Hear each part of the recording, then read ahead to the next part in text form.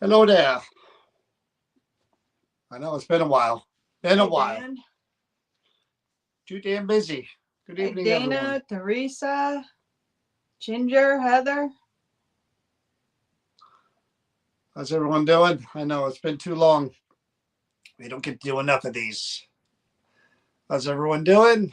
Can't read the YouTube stuff. Sorry. I'm trying, squinting, doing my best. Little tiny print. Anyway, how's everyone doing? I know Hey, Rosa, Patricia, David. we're picked up right where we left off as usual. Yes. Where I Hello, talk Anna. and we do that. So yeah, it's been a while. We've been super duper uber busy. We were supposed to be on last night with Cody Satori, but I had to bring Walter to the vet, so had to cancel that one. So try to get them back on maybe this week before Halloween if they're around and available. Georgine, how are you? Jackie, how's it going? Heather. So yeah, we plan on getting them on and talking about the Halloween event, talking about all this Conjuring House stuff, everything going on with all that. I mean, the Conjuring stuff. I mean, I root for Jason because Jason, wants to do the right thing for the right reasons. Because Andrea wants him to buy the house, and she's going through what she's going through, and our prayers are with her and everything that she's battling. But otherwise, we do what we do at the places we work with, and it's really just a weird time where these millionaires are buying up all these haunted locations and whatever's going on with that. I'm a purist, always have been. I think that these places, if there are people that own them, they take care of them, and as long as they do right by them, I guess that's all this matters, is they have keep, and they restore them, and they try to do the best they can with them and keep it affordable for people like us that want to go out there and explore these places and investigate them. And but yeah, I'm rooting for Jason. I hope all that works out. I know Cody Satori, Jason, a lot of other people are involved in that, trying to make that happen, and I respect them for doing it. Hey Carlos, how are you? Hey, John McGinnis. Other than that, we I do want to say though, with Hey, Taylor. Long time, Taylor. How you with been? all of the stuff about the Conjuring and everything, the one thing I do not want people to get away from and to forget is that Andrea Perrin has cancer. She has health issues. She's fighting a battle, and that should be a something that we all should be aware of and pray for her and be on her side on this. No matter what side of the fence you on about The Conjuring, the human being Andrea is going through something very difficult, and I hope that everybody is on her side when it comes to that battle. That's what I hope everybody takes away from this. A house, a place, a historical place, yes, it does have importance, but the most important thing in this world is humanity and how we each treat each other. Period. I just want to get that off my chest. We'll take that soapbox away now. Yeah. And put it back. But other than that, we posted the library lecture that we're doing Thursday. We're doing so much.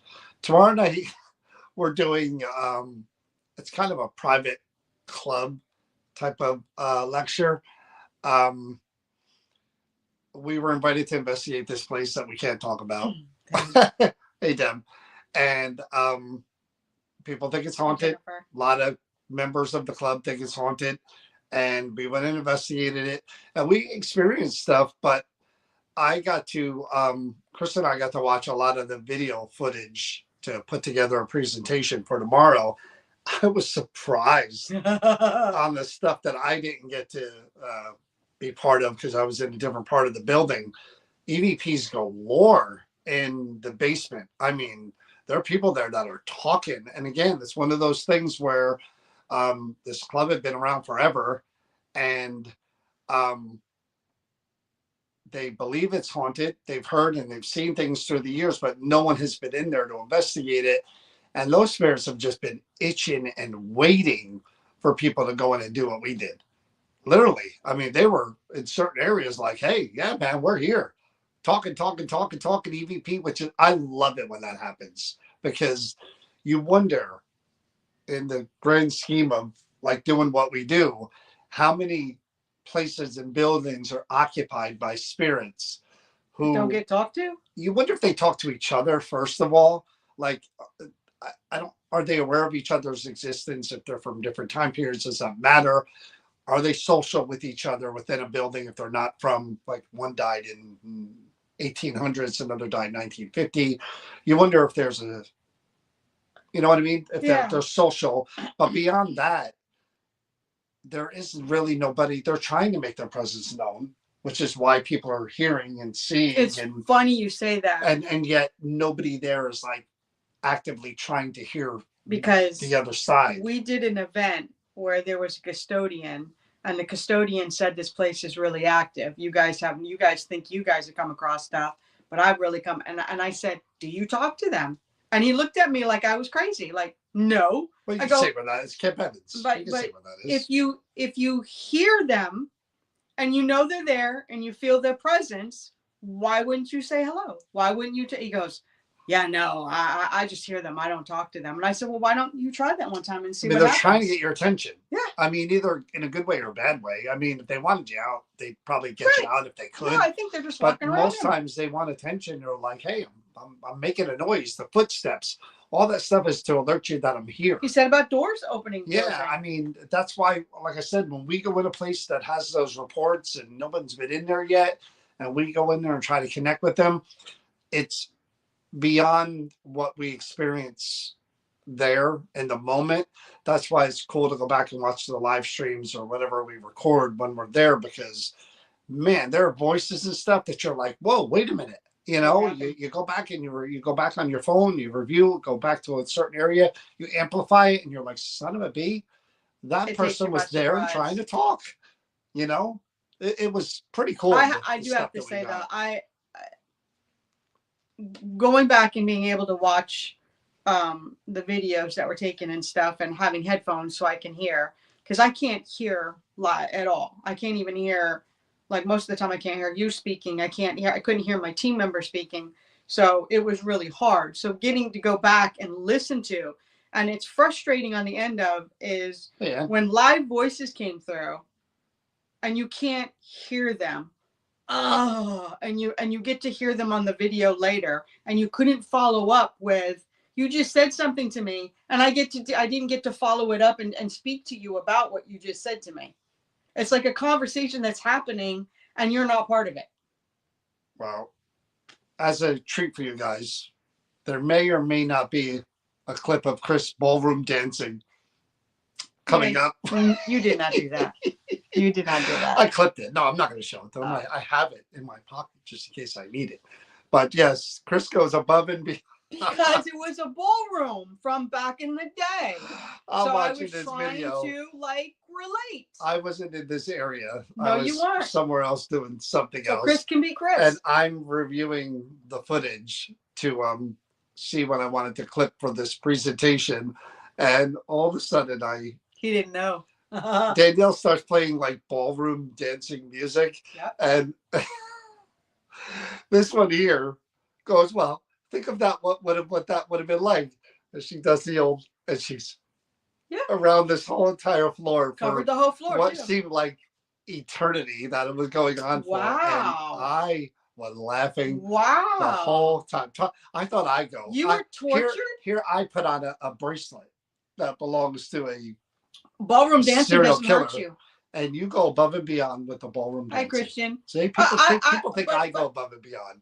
That is beyond what I would do. But why did you find that like so long? It was so funny horrible? Because it went on too long. Oh my! It was funny for like 10 seconds, and then it just went. It wasn't supposed to be funny. To me, it was. It was supposed to be trying to engage. You do need to see that, and if with her permission, you will. I would not show it. Need soft pop music. All right, Heather.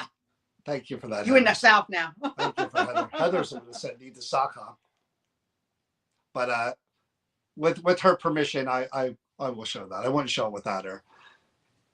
Hello, Christian. It doesn't bother me. I did it right in front of Danielle. I should have loaded that one. It doesn't bother me. I should have loaded that one up. Anyway, but yes, if it gets a reaction, I'm all for it. But you guys think that I go above and beyond? I've yet to ballroom dance to initiate activities. So you never would you? I have no rhythm. I can't. I didn't. I don't even know how to slow dance. Where did you see where I could do it? I was just trying to. Fine. I was trying to do something that kind of. I was laughing in a happy way. Like, do you know I even tried playing the piano too? I see there you go. I don't even know what that is. That's a TV series. Oh. No, I think it's a great idea too. I mean, I was watching that, laughing that she would even do it, but then I was laughing because that's why I love her. She's quirky and unusual, and she makes me laugh because you never know what's going to happen, you know. And I never expected that, and yet there it was. Getting ready for Dancing with I the believe Stars. so. I think if there's a paranormal Dancing with the Stars, Chris made. There was a reason why Chris was dancing solo at her own pace. She can dance. I can't dance. I have zero. I'll be the first to admit to anybody, I was born with no rhythm. No rhythm. Zero. I disagree. Zero. I can't even slow dance because this is always going. That's the problem. And I'm self-conscious. I'm thinking. He just can't shut his brain off. I'm thinking people are watching. I'm not using. But dance isn't about people watching you. It's about just letting yourself go. But anyway. I let myself go, and the Edison Library. I wasn't going to promote really any of the library stuff because I like whoever just shows up to show up, whoever they advertise to. We did the Linden Library last week, and saw a friend of ours that we hadn't seen in a while. Andy dropped by and got to hang out with him and talk to him and joke with him. I enjoy doing that. I enjoy, again, the people show up that are just kind of in the neighborhood. It's fun to just do it. See some good friends. Yeah, Andy stopped by and Nicole was there. Yeah, Mike. I haven't seen Mike in a while. It was nice to see. Well, we saw him at the. Yeah, so we don't see him in between. I enjoy doing that, and you know, Edison is a new one that we're doing. Like South River was a new one that we did, and I had a good time there. But Cranford's a new one we're going to be doing too. Yeah, we never did Cranford before either. That's close. I don't mind doing ones that are close to us. We did Trenton last year, and that wasn't so much fun. But Oh, it wasn't the lecture. fun. The lecture itself wasn't It bad. was It was fun. just a little sketchy getting in and out. John of just there. didn't like those kind of adventures. But no, Cranford is close to us. We lived in that area for a while, so I mean, we're going to be at Cranford. This is all next week. Cranford, Clark has the. I drove right by it. My son lives in Clark, so when I go to hang out with him, right there in the Clark Library, NJ Paranormal, 10:28, 7 o'clock. And I said, "There's my sign," and he's looked at it and he just shook his head because he has zero interest in the paranormal. But I was excited to see it because we have a good time at Clark. But as far as events, thank you guys. Liberty Hall sold out in literally 2 days, which I forgot all about posting that event when I got the link. And we were in the middle of putting this whole thing together for tomorrow, working on expo stuff. And I just saw the email from the person at Liberty Hall, and I was like, "Oh crap! I forgot all about that event. I gotta post that." So I did. In 2 days, it was sold out. So thank you guys for that. That's November 15th, which happens to be the day after my birthday. I don't know if that matters to anybody out there, but it still counts if it's the next day and you give someone a gift or a cupcake or a cookie, something chocolate. It still counts. It's like their birthday, but post birthday, because you don't see them on their birthday, so you can still celebrate John Palooza the day after. I'm just saying, if that happens, it happens. I'm not trying to, say I want it to happen or anything. But anyway, that was sold out quick. Looking forward to Cody Satori again. Halloween, we're going to see them. We're like going, like, this is like pedal down until the end type of thing. People are asking about the prison. I don't know if we can fit that in. I really don't. I mean, it doesn't look like there's a free weekend between now and the end of the year. I don't think there's a free week. Unless you want to do Thanksgiving weekend. Black Friday, the day. I'm kidding. Even I would do that weekend. But, yeah, he would. Part of my birthday week. Linda gets it. He would do it. No, I wouldn't. I really wouldn't. I really don't. I think we did that for the Girl Scouts, and I didn't really want to do that. We certainly did. Yeah. But I mean, it's straight and through. You just got a call tonight about something else that you're planning to do. That's a weekday investigation. Did you hear? Of a warehouse filled with antiques that they say is haunted. Not just you don't have to go. Weekdays. You don't have to go. Well, thank you for permission for that. I love you dearly. That is so kind good of on you. my own, man. Will you be doing the hospital? He already did it. Again? We can talk about that. When we went in there last week, I don't remember when we went. I think it was Tuesday or Wednesday. Don't remember. Okay, Kathy. It's all blends together. But we had the plan of doing the last mirror, which was, I can't remember the name. You're better with names than I am. There we go. We were going to do the mirror, and we were going to do. There. I just can't access it. They'll probably get it before we do. We were going to do the mirror. We were going to do the bracelet. Was a done deal. I wanted to finish the mirrors because they were a set to get the three of those ladies together. They were in the again, the brain is not working. The dance troupe thing, the famous Friedrich's Follies, whatever. I can't get the name right. It's there. It's how my brain works sometimes. But they were actresses, dancers, all of that stuff. And those three mirrors from that time period it was important to get those done in a timely fashion back to back together. Yeah. Because I know that one of them says sold already, and that's the gray one. And it's her name, Gray, her acting Gray. But I'd like to see. You got all three of them together, Celine? Thank you. They belong together. I'm so happy you guys bought those. That's what I was going to say. I felt it was important to do those investigations back to back, one after the other, just for that reason. I don't think those mirrors should be broken up. There's just something about them. Yeah. I wish I could remember, but I remember doing the first one. Yeah, and Zezu. The plan was to The bracelet, Donna wasn't sure if there was anything attached to it. She said she hadn't got a chance to quote unquote work with it or have her medium read it. But I was like, hey man, you can't stop me from investigating that thing. There's no way. Even if there is nothing there, I'm investigating that bracelet. And Chris said to me way before we were on the drive there, she said, you have to put that on. And I said, I did not don't think that's a good idea. And she said, anyone knows me knows if that. you want to do it right, you've got to put that on. And I said, You're half I am baked. vehemently opposing that. And she said, well, you have to. Is this opposite day?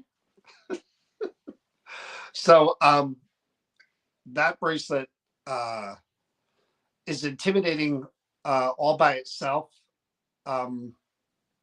Just seeing it and reading about it kind of is intimidating. And there's been objects like that in the past at the Crypto Gallery where you're intimidated even before you go near them. You didn't share that with me.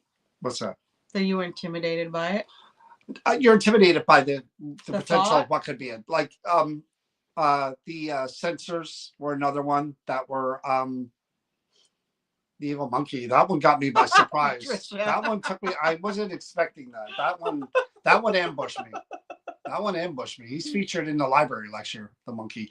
But the sensors intimidated me because I don't like religious stuff as it is, and those things were used in exorcisms, and the priests who used them both died kind of horrible, tragic deaths. And here's the thing. Let's play the what if game. What if? Just not and say we did. What if? Now, those sensors were used by two different priests who supposedly did exorcisms. One was killed by a pedophile. The other one fell off a stool while he was doing something in his house, had some kind of brain bleed, and said to whoever was near him at the end that a demon pushed him off the stool. Now, let's play what if that's true?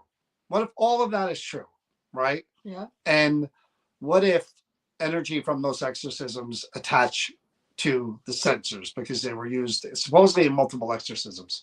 Now, I'm not a religious guy. I don't believe in demons at all. But let's say bad energy, well, it wasn't demonic. It was just bad people, whatever, attached.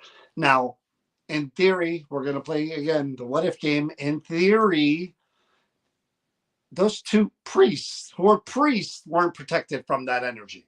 Then how the heck are you going to be? Well, yeah. What am I going to do to protect myself?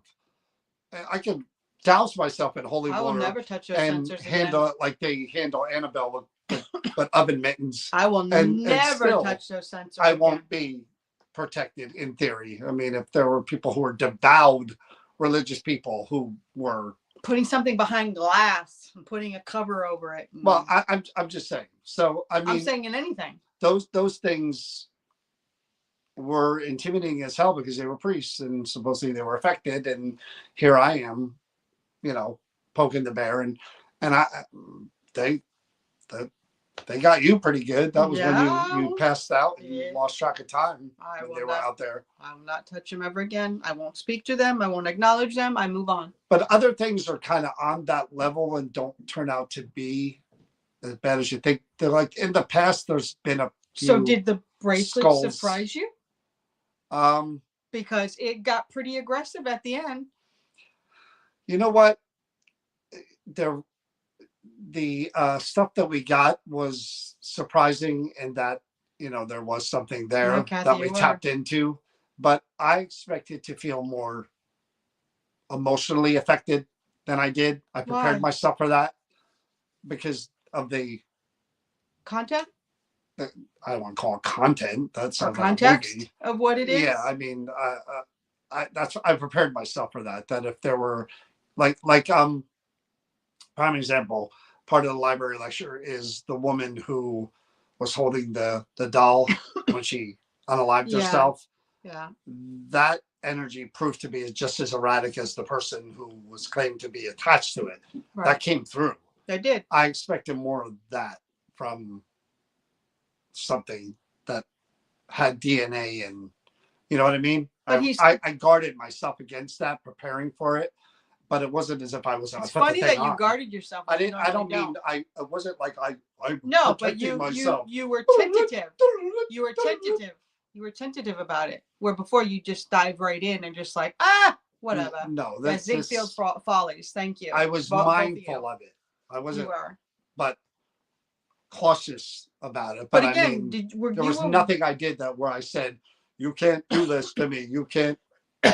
Whatever. But I did it the way I do everything. Did you get that when you were doing the Estes method, that he was getting progressively more aggressive and nasty and but I didn't feel it. I heard it, but I didn't feel it. You know what I mean? That's kind of weird. I expected kind of both. I guess when you don't expect it is when it happens. Maybe he was just doing a conduit to put it out there, because man, the way you were saying what you were saying at me when I was saying, that it told me that he wanted to bash my head in. That was me. I heard you. No. Oh. It was calling me names. Oh. I mean, it was, and that's why I shut it. When it was getting more and more aggressive, and we're like, we're done. We're shutting this down now. Should have saved that one for closer to Halloween, probably. Can't do it on Halloween night because we're with Cody Satori. And November 1st really doesn't count. It's the day after. So, but I should have saved it. Anything that's dark and evil, you don't need Halloween for. No, the one I'm not messing with. And we haven't investigated. And I've been kind of putting it off. The one. The book. Yep. And that one scares the bejesus. If you think the monkey, because we know what it did to someone who was reading. One of my pet superstitions peeves is bad luck. I know. And bad things. And bad things, really bad things happen to somebody with this book. And yeah. Same thing with the cursed box. Yes. But the cursed box, you did an investigation on. You haven't touched the book yet. No. But we were in the presence when someone was reading. Oh, we saw it. And we watched what it did. And he started all of a sudden invoking and chanting. And his father was rushed to the hospital after. He got a call. There were so many things that went wrong after he messed with that book that was just really bad for a long, long time. Long time. And it was everything. And everything was fine. Everything was fine that day until he came into contact with that book. Yeah. And everything fell apart for him real fast. And I mean, I really don't want to touch that book or have anything to do with that book, to be honest with you. I don't think it needs to be investigated. I think you've got your answers already in that capsule of what happened to that man. And Donna was there for that too. I don't think there needs to be anything else that's done about it. Some things don't need to be put out there into the world or acknowledged. That's one. Well, that's my belief. Well, she mentions that it hasn't been investigated. Well, there's a reason for that. Well, yeah, that one worries me a little. Not too much in there worries me a little. That one worries me a little, and that one doll a little worries me. After what happened with the monkey? The monkey worries me a lot. I would never, ever. And yet you saw what that book did to someone. That was that guy. That wasn't me. The monkey did it to me. That's an example. That's like saying, hey, the killer didn't kill me. He's standing right next to me. He killed you. So I ain't worried. Yeah. That is irrational logic. Irrational. But the monkey. Yeah, that book is in the dark room. No, the monkey did it to me. The monkey almost got me hit by a car. So, yeah, that's true. It does, Dan. 100%. Now that I'm talking about it, I'm like, well, haven't done that one yet, have I? Did we nail down? No, we did not, Patricia, because John canceled it. He said, we're not doing it this year. We can't. We got too much going on. We got way too much going on. And we do. Am I wrong? I mean, if we can make it work, we'll make it work. But, yeah. I agree with you, Ann. We have something else going on the week we were planning on doing it. So we may have to figure something else out. And I agree with you. Leave the book alone. Can't leave everything alone. That's the whole purpose of us going in there. We can't just pick and choose. Firemen. A fireman doesn't go, I'm only going to fight that fire. No. Let me Fireman finish. fights every fire. Let me finish. We investigate to find out about them. We investigate to see how dangerous they are or what they possibly can do and what the claims are. We already know about this book. So the only reason why you'd be investigating it is to expose it to everybody else to see it and to just do it for the heck of it, because you already have your answer about that book. Clear as day. We were there. We witnessed it. We know what this book can do. Why does it have to go further? For science. And Donna was there. It's not like you were relaying it to Donna. Saw all of this happen herself. All right, well, I haven't done it. No Anyway. comment. So so that's basically, again, from now till the end of the year. If there's a way to work a fundraiser in, You'll it'd try. probably be before Christmas, probably after the Creeper Gallery goes to Christmas past, probably right before the holidays, which no one's going to have any money to spend. Do we know anyway, even so. when that is? No, she's Okay. going to release the date in November. She already told me that. And I'm assuming it's going to be whatever the Friday is after. What are we doing? We're doing Centenary, which I was shocked Centenary sold out. That's in December. Yeah. December 12th, I think, and that's sold Hi, out. Kevin. And I think we're going to do it the Friday after that, which is, I believe, is December 19th. Should be the Ghost of Christmas Past. And I don't think we're going to be able to squeeze a fundraiser in between. I don't think there's an open weekend. What are you going to do? Unless we do that Thanksgiving weekend. Well, we can do it, but people are going to be away with their families and stuff. So, can't do it. Anyway, it's pretty much full steam ahead, though. The expo is, I believe, 3 weeks away, maybe. Around the dang corner. So we're full into the expo. November 8th, Woodbridge High School, Woodbridge, New Jersey. Hopefully you guys are planning on coming to support us and meet all those great celebrities and check out the lectures and the exhibit rooms. Every year could be the last one. This is no different. We just do one at a time, wait to see what happens. And if we get approved for another one, we do it. But you never know. Things are different,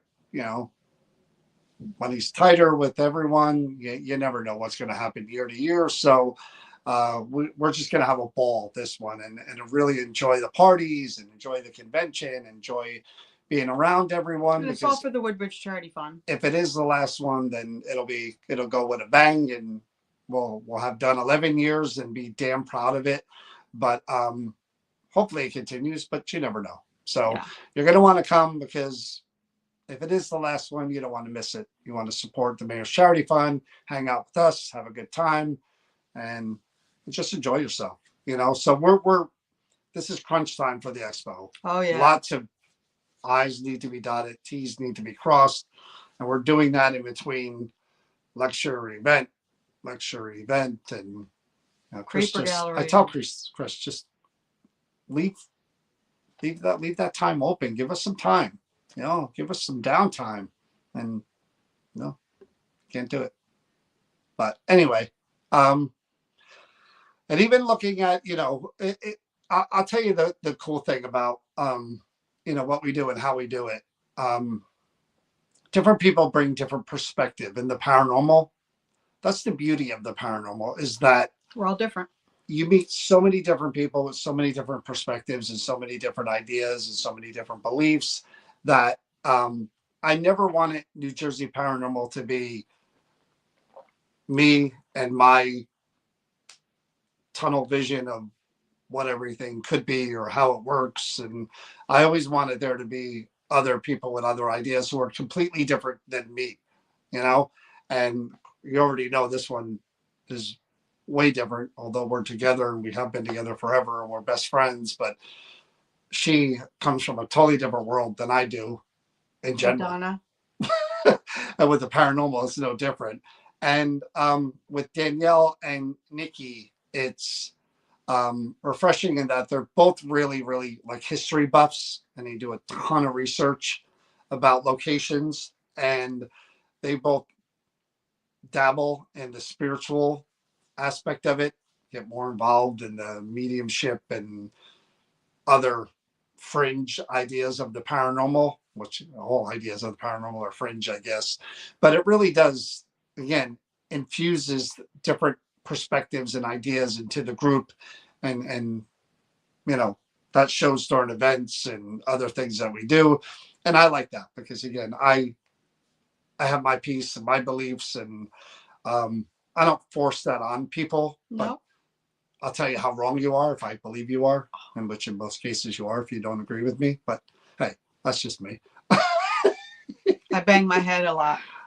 But I do appreciate different perspectives. I've learned a lot from people through the years. It's and opened you their up a bit beliefs. more too. I'll tell you two of the things that really have really expanded my thought when it comes to the paranormal and what I believe.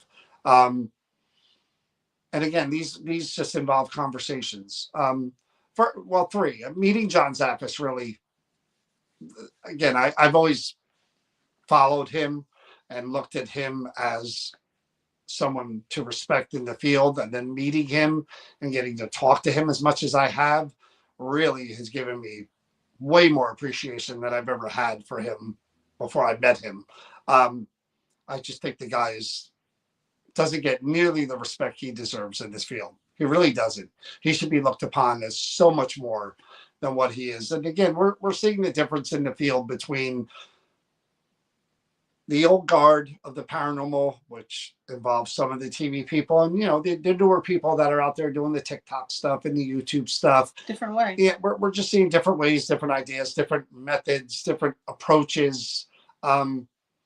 It's all part of Well, do you remember the growth of a field or the But don't you expansion. remember how grandparents, our grandparents with our parents, they like what they were doing was just not appropriate and not right and so different from what they did during their time. Every generation goes through that. I think every generation looks at the next young generation like, oh my God, that's not how we do it. They're doing it like, I don't think it's necessarily that, as there are people like, okay, take music for instance. You know, we come from a generation, and those before us, and those my parents and my parents' parents, where everything was played on instruments. People wrote their music, or they had people write their music, and they either sang or they played an instrument or whatever.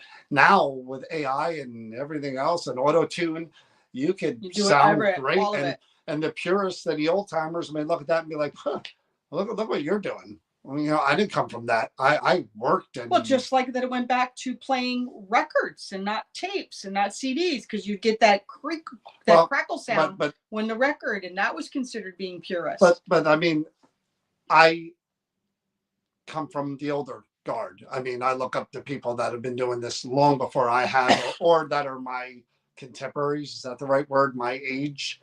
So, I mean, I look at some of the newer stuff and I watch it, and it is what it is. And, some I like, some I don't. But that's the same with the older guys too. Some I do, some I don't. But I mean, the field is the field. It is what it is.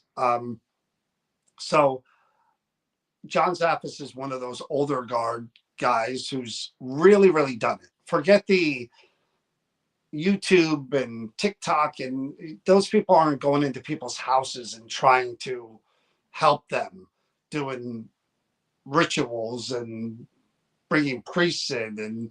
And John did all that stuff. You know what I mean? So that's kind of what the paranormal was kind of based on back in those days. It wasn't about YouTube and TikTok and revenue and all that stuff and content creation. It was about helping people. That's why they did it, So things have kind of changed. And again, I'm not saying that I don't begrudge anybody anything. It's just the way it's evolved. So, but I do think that John deserves a lot of respect in this field. And that's why, like I said, people like him, I listen to. And when I met Grant Wilson at one of the para unities, I got to talk to him for 2 hours, and literally, I felt like I attended a college course of the paranormal. In those 2 hours, he talked about more things and more theories and more, and I was just like, and some of it, I took it and I, don't agree with that, but then there were little seeds that He gave you nuggets, oh man. man, and boy, some nuggets. I mean, just about his outline of the afterlife and what he thinks happens. I was like, but damn, those are the kind of damn. conversations we need to have with people in this field who have been in this for a very long time, that we don't even know a thimble amount of what they've gone through and what they've done. Like Well, John Zaffis. But my deal is with some, you know, again, not everyone's the same or whatever, but are are people trying to figure out stuff? You know what I mean? No. Like, I mean, I wouldn't say no. You blanket statement. I wouldn't say no. Not everyone. I wouldn't apply that to everyone. No, I wouldn't do that either. I'm saying that part of the paranormal journey, research or whatever you want to call it, should be learning and evolving and just trying to answer the questions along the path. I think for me, I'm only speaking for me, to learn and to grow and to just get some answers and help some people, but learn. What is the big question? What happens after? But what is the other big question? But just why are they here? How is it some could do this and others could do that? Why this? Not every relative and loved one come back and forth, and we can communicate with them like we do. And you know what I mean? Those are all the big questions that goes back to what you said before. In order to do that, you can't be singular and on your own. You do need to talk and communicate with other people in the field because of their different approaches. And again, maybe it's a combination of a bunch of different things that might get you closer to an answer of what you're searching for. I'm just saying, if you come at it strictly from content creation, you're going to be out there in buildings recording. I mean, we do it. We're no different. We go to a creeper gallery, we record all the stuff and we show it and we do it live and we play evidence review here. We do all that too. We're content creators in a sense, but my path is learning, evolving, trying to get answers that I want as an individual, someone who's living a being who may transition, is going to transition one day and has people that have. That is kind of my kind of goal and my purpose as many years and as many days that I do this. That's part of it, not just, hey, let's go and investigate this bracelet that belonged to. Part of what I'm doing there is experience. I want to experience, put this thing on, see if I can connect, see what I feel, what answers can I get from this? Not just here's content, I'm doing this, people are going to watch it, whatever, So anyway, so Grant and I sat, and he just, like I said, we were talking about the afterlife, and he put together, it was almost like an R.R. Martin Game of Thrones thing that he's created of the afterlife. He spent years kind of tailoring this thing and the ideas about how it works and kind of answers for like why spirits are here and why they don't, and eventually they all transition and this is what it's like. And I was just like, man, you know what? All that makes sense. It may all be wrong for sure. You don't know. You've never been there, but damn, like those nuggets alone were like, I'm going to see if I could back any of that up along the way by getting answers or whatever. And then as much as Adam Berry, I've known Adam for a few years now. Adam wrote that book. I listened to the audiobook in the shower. And one of the most profound things I heard that made so much sense to me, again, you think you would hear this from, the old timers that come before us. Adam said about mediumship, I repeated this before and I still repeat it, she'll tell you that when people are transitioning and they're passing away, they see the other side. Now, again, part of your brain may go, the mind is protecting. It's traumatic. Maybe it's not real. And the other part of your brain says, what if it is? What if the veil is so thin that they can now access the afterlife because they're 1 foot in, 1 foot out? And Adam said, mediums may be able to do what they do because they could access that same part of their brain that the people who are dying do. Wow, what a great theory. Is it true? Hell if I know, but sure damn makes a lot of sense, doesn't it? It does, but again, I'm not the. I know when you do investigations and you do stuff with if I'm sitting in front of something, yeah, I don't mind connecting with it, but I'm not curious about the other side of death. I'm not. I have my belief systems. I firmly, and when the time comes, then I will face what's going to happen. My biggest fear is that it's like when you go to sleep at night, lights out. There you go. And that is a big fear that is That you don't have total faith because you have that fear. There is that fear that sits there. Only because of logic, I've got two sides of myself. I'm split down the middle. I've got that logical side that wars with that nutty side. And they war a lot. They go back and forth all the time. And that's why it's really hard for me. But I do. I'm a faithful person. I'm not worried about it. But there's the other side. And I'm not worried how I'm going to die. I know most people are, but I'm not worried. When it happens, it happens. But that there's that little hiccup in the back of my head. What if it's like when you go to sleep at night? Well, at least your brain is still active when you sleep at night, even though you're. Well, if you dream. Yeah. But other than that, you don't. So, okay, imagine a world where we knew one way or the other. Let's say if we knew that lights out, that's it, end of story, nothing beyond that. Or let's say if we knew beyond a shadow of a doubt, heaven exists, that's where we're all going. Imagine those two worlds, how different life would be. Either way, if we knew for sure.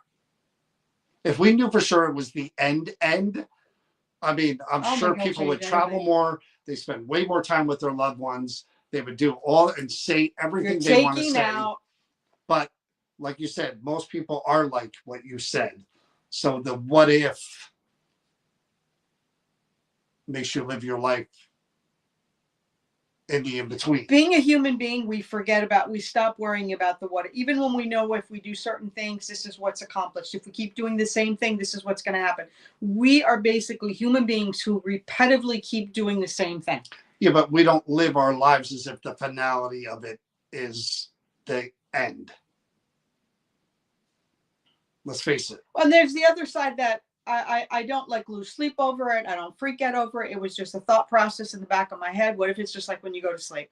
But the other aspect for me, and this is the side that I have faith in and I believe in, is because of my mom coming to me, because of my daughter coming to me.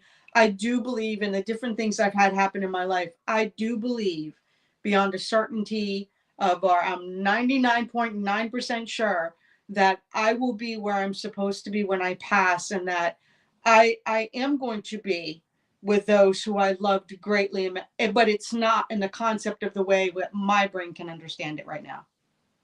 Like, I don't think that me and my daughter will ever be separated. There's always that connection. There's that energy connection there. And I do think when the time goes for me to pass on, I do believe she'll be there, just like my mom. Oh, yeah. But it's not in the sense of what our reality of being there is. It's different. Well, I don't know either way. That's how I'm just saying. Yeah, I know. That's mine. Like I said, I wish I envy people that have gone and come back, because I've listened to a lot of those stories. And one was from I think it was a basketball player. Yeah. Who was not a kooky looky guy. He was a normal enough guy. And he flat out said that when it happened to him, it's kind of the same thing that you hear. He felt the love and the warmth and the embrace and just no worries. Everything was gone. And he just felt love. And it was such a great and wonderful feeling that when he was back, he was just like, boy, I really, that feeling was tremendous, and I'm not afraid anymore. If it happens again tomorrow, Ready. I know what there is. I have no fear. I wish I don't want to die, of course, and come back, but I wish I kind of had that, because I'd say I'm not 99%. Um, I wish I was, but I'm not. I'm still really, really concerned that, I don't know, but maybe I definitely don't believe in past lives. That's one thing but again, that would fit into the narrative of your soul and your energy transitioning. But I don't know. That's a little much for me. But the afterlife, I tend to believe more than I don't believe. Way more, I would say. I'm extremely hopeful, but not certain. I've watched two people die in front of me. My grandmother and my aunt. The second they passed, their eyes flew open, and I I've had two people pass in front of me, and I didn't have either of those experiences. It was just um, traumatic. I don't know how else to describe it. It was my mother and my sister, two people that I love more than anything on the planet, and there was nothing peaceful or uh, anything about it other than tremendous loss and seeing what it's like for it to happen, which is traumatic, not pretty. What I saw, you know. So, but again, if there were something beyond that, then it won't make sense. And my mom, she did. Um, Not so much my sister, because my sister was really nonverbal and couldn't hear, couldn't see at the end, so she really couldn't communicate what was going on. Um, but my mom, last few months, she definitely was talking to people that weren't there, and she kept talking about this nurse that would visit her, that would come from the basement. Did she see She would come animals? into her room and talk to her. Did she see animals too? No, no animals. My mom was talking to people in hospice. They said, because I wasn't there when she was in the hospice down in Florida. They said she was talking to them, and then she would tell my niece, "Don't you see the beautiful bunny that's right there behind you that hopped in the room?" And then she'd start talking to someone else in the room that wasn't there. And it was a family member that had passed. And then she would come back and she would be like, and they just kept telling me that even in the room when it was dim, that she kept saying, "Oh, don't you feel the warmth? Don't you feel the warmth of the light coming from the window?" And there wasn't. It was dark. I'll tell you what made me wonder about my mom either way, because again, my mom's birthday was the 18th. It's the same day as my son's birthday. Hey, Tracy. My mom, this is what made me wonder again about what was really happening. And, I laugh because it was kind of, at the time, it was funny. And I miss my mom every day. And I walked into her room. This is two separate occasions. The one time I walk in there and I sit down, and she's peering into the hallway of the assisted living place. And she's looking and she's looking. And I'm like, what's the matter, Ma? And she's like, what's going on out there? And I'm like, I look at the door. I'm like, nothing, Ma. Why? What's going on? Why are there all those women in wedding dresses? And I'm like, again, I would always say to her, "That's what you see," and she'd go, "Yeah, they're over there. They're all out in the hallway." And I'm like, "Ma, there's nobody out there in wedding dresses." She's like, "Yeah, they are. Why are they out there?" And obviously disoriented, confused. And another time I walked in, and again, my mom, she knows me. She raised me. My mom knows me better than anyone. And she would always say I had a very dry sense of humor. So I'm sitting down, and she's looking at me, she's looking around, she's looking at me, she's looking around, and she goes, "Why are we on a bus?" And I'd say, "What?" She's like, "Why are we on a bus? Where are we going?" And I'd say, "Ma, we're in your room. But that's outside. There's trees out there. There's grass. We're not on a bus." "Yes, we are." I'm like, "Ma, no, we're not. were in your room.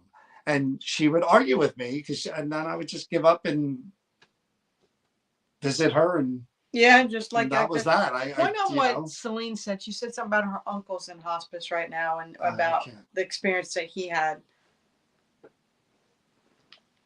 I just wanted to see what she said.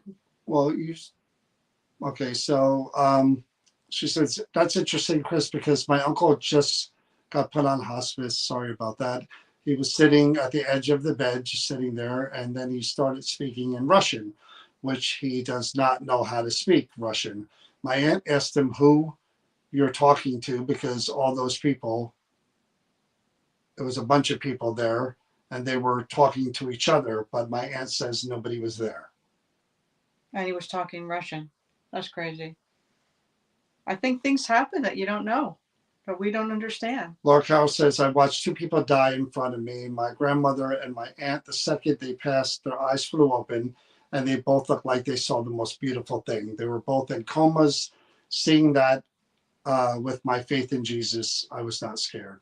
I'm with you on Again, that, I wish I had all of that. I really do. I don't. I unfortunately don't. If I did, I'd probably feel different about things. But unfortunately, I don't have that faith like others have. But again, on to what we're doing. I get sidetracked. I know. I apologize for that. Liberty Hall sold out.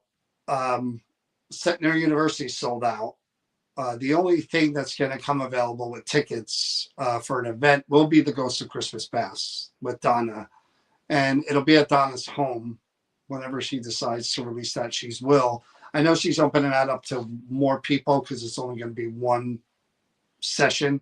Yeah, it's a studio too. Yeah. So again, that's going to be at Donna's house. We'll try to make that as cool as we can. I mean, that will be a cool, small, intimate gathering before the holidays. We'd like to do something with you guys too. We're doing that at the Hoover House for everyone that's coming there. December 6th, which right around the corner, believe it or not. So would we like to have a get together with just all of us? Even if it wasn't a fundraiser, that would be really cool if we could make that work. It'd be good to see everyone before the holidays, but that's kind of what the Hoover House thing is about. But that's really the only, would we try to fit something in? I don't know if we can, to be honest with you. There's got to be a break in between all that. You know what I mean? We're Thanksgiving is definitely one. But other than that, you know, we go from the expo to Liberty Hall. No, I do know. I'm one of the few who do know. But I'm saying, like,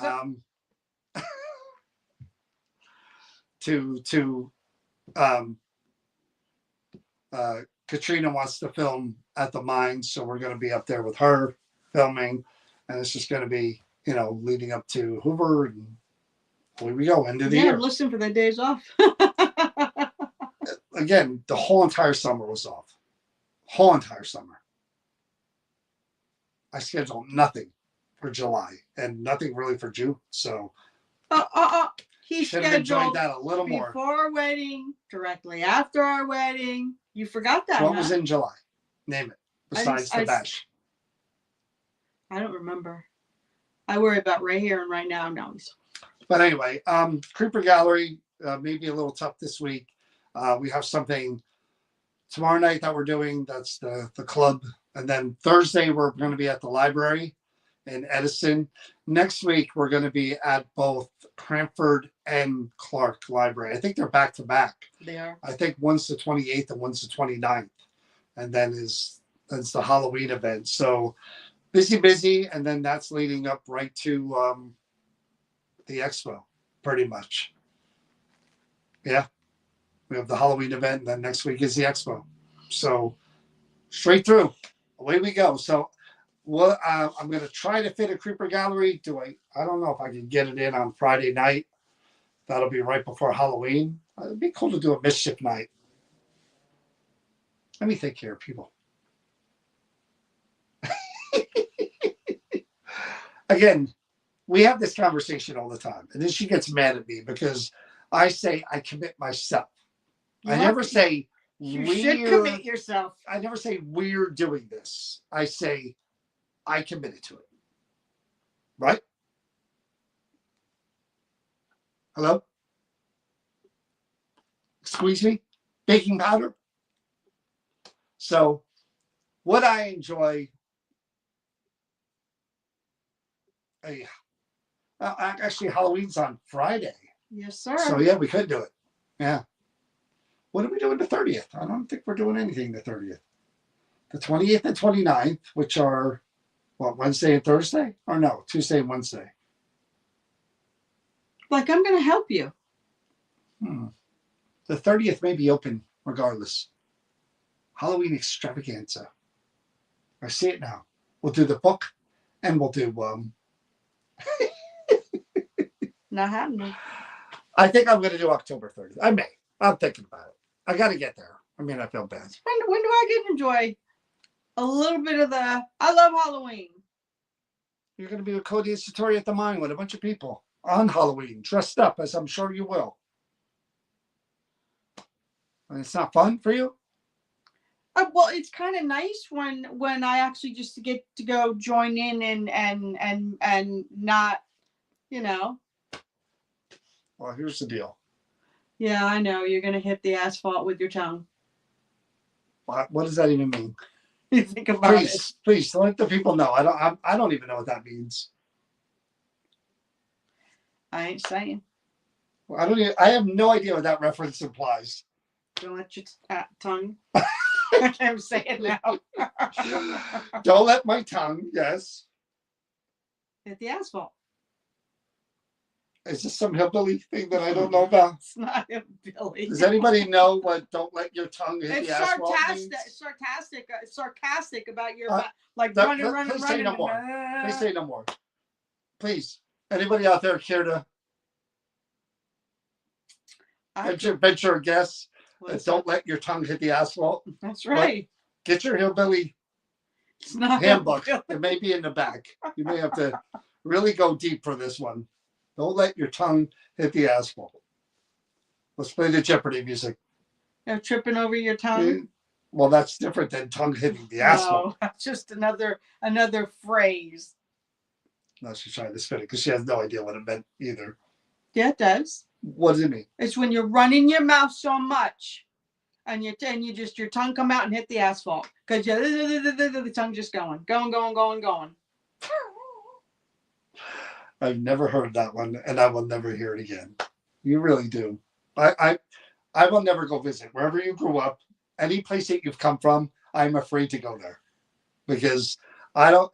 We watched that movie last night. What was it called? Get Me Out, Let Him Out. What's the one where the guy he gets brainwashed? Oh, he gets hypnotized. Yeah, yeah, something like that. We didn't watch it all. But we were watching it. I have a feeling baby. where if you go where she grew up in the woods of New Hampshire, which I'm afraid there are probably worse stories than the Jersey Devil and wherever these woods are. I'm afraid. Vermont. Like with Nell, the movie Nell, where she lived in the woods and they found her. How beautiful Milo. I'm not going there ever because I'm afraid. So we won't ever be doing that. Anyway, we're going to come back on, even if we're not live from the Creeper Gallery. We'll talk about the library, whatever we do tomorrow night, which building's great, man. I'm hoping I can talk them into letting the public in there because. Thank you. See, David? Keep your what? Keep your younger behind your teeth. David, where are you from again? Where's your mom from? So I know not to go there either. Oh man, there's a whole lot of different world out there that I'm never going. What's that say? I lived in Hardwick, Vermont for a while. Well, so now I'm really not going. I was you born and her, and raised for I am a not while going there. For quite a few years in New I'm Hampshire. seeing a pattern. I would go back and forth to Rutland and Wells, Vermont, where my family over there was. And then I was about 8, going on 9 when we moved to Florida. Yeah, damage was done.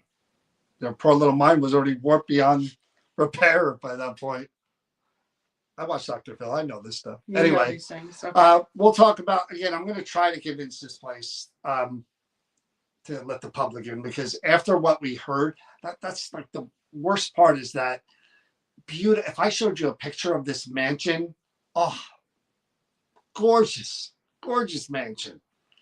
And the activity, those spirits are there, and they're just, so we'll try to talk them into it. It'd be great to do at least one there. Just one, would be cool if we could navigate that one for next year, just to be able to bring them in. And then we're doing the library, and then hopefully, what's today? Tuesday, Wednesday, Thursday, Fridays. So at the very worst, we'll be on Saturday to talk about the Halloween event. We have an event Saturday.